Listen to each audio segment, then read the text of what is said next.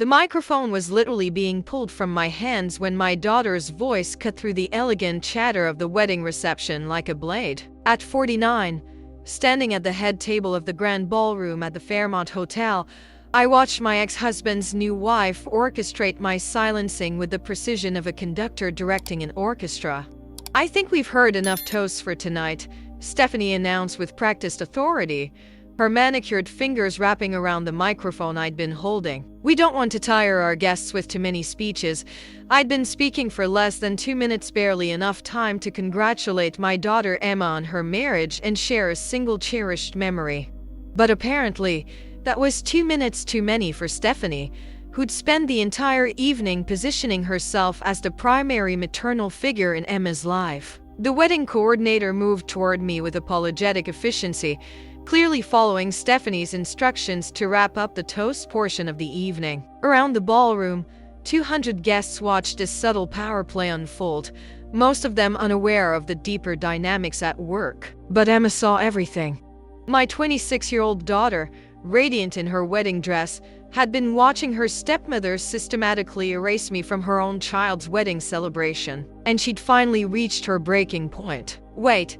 Emma's voice rang out across the suddenly quiet ballroom, her wedding dress rustling as she stood from her chair at the head table. "Why can't my mom speak her truth?" The question hung in the air like a challenge, demanding an answer that no one was prepared to give. The months leading up to Emma's wedding had been a masterclass in passive-aggressive family politics disguised as collaborative planning. When Emma announced her engagement to David, I'd been overjoyed and immediately offered to help with whatever she needed. As her mother, I'd assumed I'd play a central role in planning the most important day of her life. But Stephanie had other ideas. "Rebecca, darling," she'd said during our first planning meeting, her voice dripping with false sweetness, "I think it's wonderful that you want to be involved. But with my event planning background and connections in the industry, perhaps it would be more efficient if I took the lead." Stephanie had married my ex-husband Richard 5 years after our divorce, and had spent every moment since trying to establish herself as the real mother figure in Emma's life. She had the money, the connections, and the time that my full-time job as a high school English teacher didn't afford me. Slowly, I'd been relegated from planner to participant, then from participant to observer. Venue selection happened without my input. Dress shopping became a girls' day that somehow didn't include me. Menu tastings were scheduled during my teaching hours, with apologies that felt more like afterthoughts than genuine regret. "It's not personal," Richard had explained when I'd tried to discuss my growing exclusion. "Stephanie just has more experience with these things. She knows what she's doing." The implication was clear. I didn't know what I was doing. Despite raising Emma for 26 years, despite being the one who'd taught her about love and relationships and what to look for in a partner, I was somehow unqualified to help plan her wedding. The final insult had come with the seating arrangements. Despite being Emma's mother, I'd been seated at table 4, while Stephanie held court at the head table beside the bride and groom. When I'd questioned this, I'd been told that immediate families sat at the head table, as if my divorce had somehow made me less immediate, less family, less worthy of the place of honor. But what hurt most wasn't the seating chart. It was watching Emma seem to accept it all, to go along with Stephanie's narrative that she was the primary maternal influence now. The evening's program had proceeded with clockwork precision, orchestrated by Stephanie with the efficiency of someone who'd planned dozens of corporate galas. She'd positioned herself as the gracious hostess, accepting compliments on the beautiful celebration, basking in praise for her maternal devotion to Emma. The toast portion of the evening had been carefully curated, with Stephanie controlling who spoke and for how long. Richard had given a touching father of the bride speech that somehow managed to reference Stephanie's guidance in raising Emma. David's parents had shared sweet memories of watching their son fall in love. Even Emma's college roommate had been given time to speak. But when I'd approached a microphone, Stephanie had immediately grown tense. "Keep it brief, Rebecca," she'd whispered as I took the microphone. "We're running behind schedule." I'd begun my toast with genuine love and pride, sharing a memory of Emma at age 7, when she declared she was going to marry someone just like Daddy, but nicer. The guests had laughed warmly, And Emma had smiled with tears in her eyes. But as I'd continued, talking about the strong, independent woman Emma had become, about the values we'd instilled together during those crucial early years, I could see Stephanie growing increasingly agitated. This wasn't the brief, generic toast she'd expected. This was a mother speaking about her daughter with the authority that comes from 26 years of intimate knowledge. And so, as Emma begins this new chapter, I'd continued, my voice growing stronger with each word. I want her to remember that she comes from a long line of strong women who, that's when Stephanie had intervened, stepping forward with practiced authority and reaching for the microphone. I think we've heard enough toasts for tonight, she'd announced, her smile never wavering even as she effectively silenced me mid-sentence. The wedding coordinator had moved toward me immediately, clearly following prearranged instructions. Around the ballroom, guests shifted uncomfortably, sensing the tension but not fully understanding its source. But Emma understood, and she wasn't going to let her mother be silenced at her own daughter's wedding. Standing there with the microphone being pulled from my hands, I felt every year of being the difficult ex-wife weighing on my shoulders. For 5 years, I'd been painted as the bitter woman who couldn't accept that her replacement was younger, more successful, more capable of providing the kind of life Emma deserved. Part of me wanted to simply step back, to avoid the confrontation that would inevitably follow if I insisted on finishing my toast. The old Rebecca would have smiled graciously and accepted the dismissal, telling herself it was better to keep the peace than to make a scene at Emma's wedding. But another part of me, the part that had been suppressed for too long, was furious. I'd spent 26 years raising Emma, teaching her to speak her truth, to stand up for herself, to never let anyone silence her voice. How could I model anything different now? I thought about all the moments Stephanie had tried to erase, the midnight feedings when Emma was a baby, the homework battles during elementary school, the heart-to-heart conversations during her teenage years when she'd struggled with identity and belonging. Those moments couldn't be purchased with money or connections or event planning skills. I thought about the speech I'd prepared, the words I'd carefully chosen to honor not just Emma's wedding day but the journey that had brought us here. The struggles we'd weathered together, the lessons we'd learned, the bond we'd forged through years of just the two of us against the world. Stephanie could plan the perfect wedding, but she couldn't manufacture the history Emma and I shared. She could control the seating charts and the timeline, but she couldn't erase 26 years of love and sacrifice and shared experiences. As I stood there, watching the wedding coordinator approach with apologetic efficiency, I realized this wasn't just about a toast. It was about whether I was going to allow myself to be erased from my own daughter's story, whether I was going to accept that my voice mattered less than Stephanie's comfort. Emma's cry had given me permission to fight back. Now I had to decide whether to take it. The ballroom fell into stunned silence as Emma's question hung in the air like a challenge. Why can't my mom speak her truth? The words echoed off the crystal chandeliers and marble columns, demanding an answer that no one seemed prepared to give. Stephanie's face went through a series of expressions: surprise, embarrassment, and finally, a forced smile that didn't reach her eyes. Of course your mother can speak, sweetheart. We just thought. No, Emma interrupted, her voice growing stronger as she stood fully upright, her wedding dress making her look regal and authoritative. You thought you could control my wedding day the same way you've tried to control my relationship with my mother for the past 5 years. The tension in the room was palpable now. Guests were shifting in their seats, some looking uncomfortable, others leaning forward with interest. This wasn't the typical wedding drama. This was a daughter defending her mother's right to be heard. Richard looked mortified, probably realizing that his carefully constructed family narrative was about to be challenged in front of 200 witnesses. Emma, perhaps we could discuss this later when, Dad? Emma's voice carried a note of pain that made several guests wince.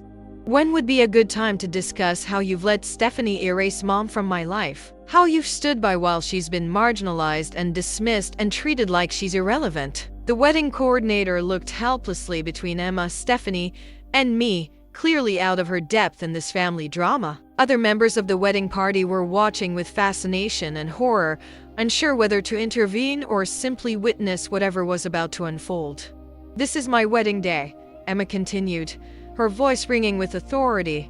"And I want my mother, my actual mother, the woman who raised me, who sacrificed for me, who taught me everything I know about love and strength and standing up for what's right." To finish her toast, she turned to look directly at me, her eyes bright with unshed tears but her voice steady with conviction. "Mom, please, tell them about the woman I really am. Tell them about the mother who made me who I am.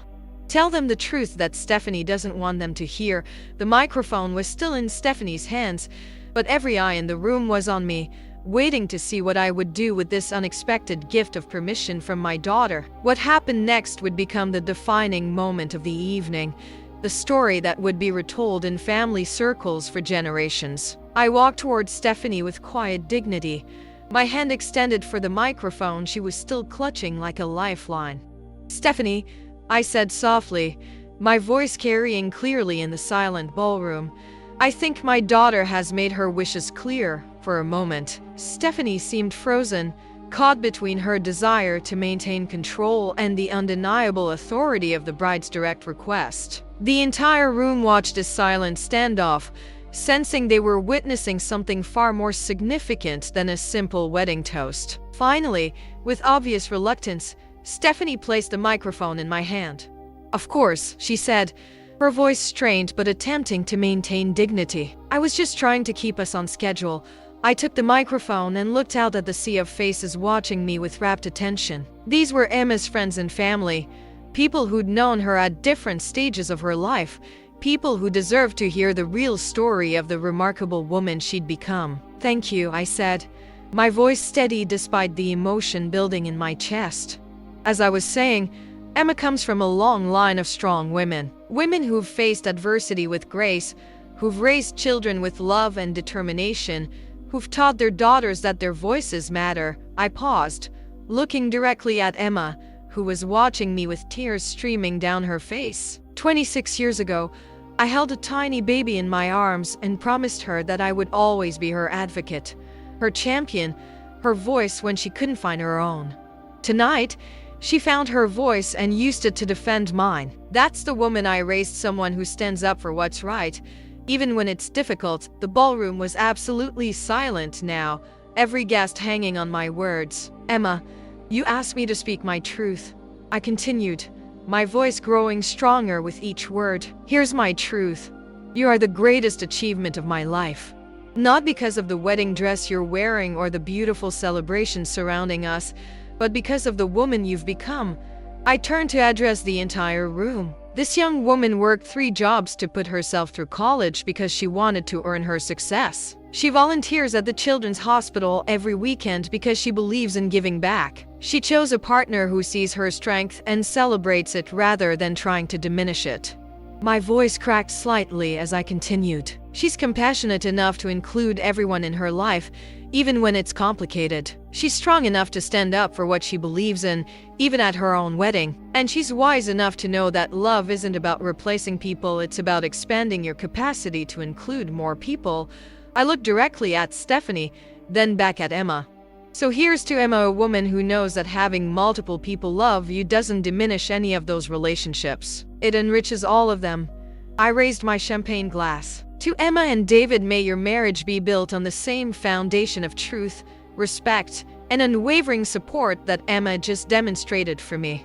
The standing ovation that followed was immediate and thunderous, but the most meaningful response came from Emma, who left her seat and walked directly to me, wrapping me in a hug that said everything words couldn't express. The aftermath of my toast transformed the entire evening. What had started as Stephanie's carefully orchestrated celebration became a genuine recognition of the complex, beautiful reality of blended families when they're built on respect rather than replacement. Guests who had barely acknowledged me earlier in the evening suddenly wanted to share their own stories about navigating divorce, remarriage, and the delicate balance of honoring all the people who'd shaped their children's lives. The photographer, who had been focusing primarily on the official family throughout the night, asked for special portraits of Emma and me, just the 2 of us, mother and daughter, no one else's permission required. Stephanie remained subdued for the rest of the evening, perhaps finally understanding that her attempts to erase me had only highlighted the strength of the bond Emma and I shared. Richard approached me during the dancing, his face reflecting years of guilt finally coming to the surface. "Rebecca," he said quietly, "I owe you an apology. I should have stood up for your place in Emma's life. I should have made it clear that loving Stephanie didn't mean diminishing you." But the most meaningful moment came later, during the mother-daughter dance. The DJ played In My Daughter's Eyes by Martina McBride, and Emma held me close as we swayed to the music, both of us crying openly. "Thank you for teaching me to use my voice," she whispered as we danced. "Thank you for showing me that standing up for what's right is more important than keeping the peace. Thank you for defending me when I couldn't defend myself," I replied, understanding finally that the greatest gift I'd given Emma wasn't protection from conflict, but the tools to handle it with grace and strength. As the evening wound down, Emma found me on the terrace overlooking the gardens. "I'm sorry it took me so long to speak up," she said. "I should have done it years ago." "You did it when it mattered most," I replied. "You reminded everyone, including me, that some truths are too important to silence." That night, I learned that the most powerful legacy we can leave our children isn't protection from difficult situations, but the courage to speak truth in the face of pressure to stay silent. If this story touched your heart, if you've ever been silenced or marginalized in your own family's narrative, remember this: your voice matters, your truth has value, and your relationships with your children can't be replaced or erased by anyone else's agenda. Sometimes the greatest gift we give our children is teaching them to stand up for what's right. Share this story with someone who needs to remember the power of speaking their truth today. Subscribe for more stories about women who refuse to be silenced, whose children learn to value authenticity over artificial peace. Because every mother who has loved unconditionally deserves to have her voice heard and her truth honored. Sometimes the most powerful moment in our lives is when someone we love gives us permission to speak our truth without apology.